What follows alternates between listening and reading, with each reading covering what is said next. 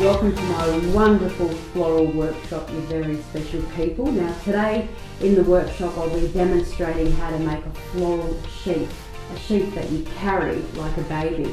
And a sheaf can be used for pageants, it can be used for funerals, and the list goes on. And it's so easy to put together. Very shortly I'll be demonstrating how to put A, B, C, D together and how it then forms a beautiful display of beautiful cut flowers in the shape of a sheaf.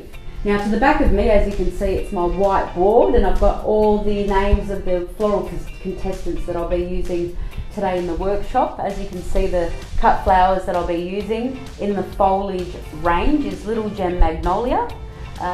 We've got tea tree, gum, which is an Australian eucalyptus, and the cut flowers that I'll be using is Banksia, pineapple, leucadendron, and before I forget, iris,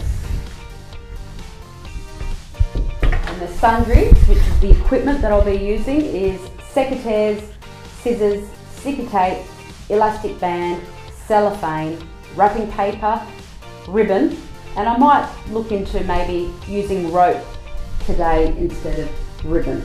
So I'm really excited about getting started. I hope you are. We'll be starting very, very soon.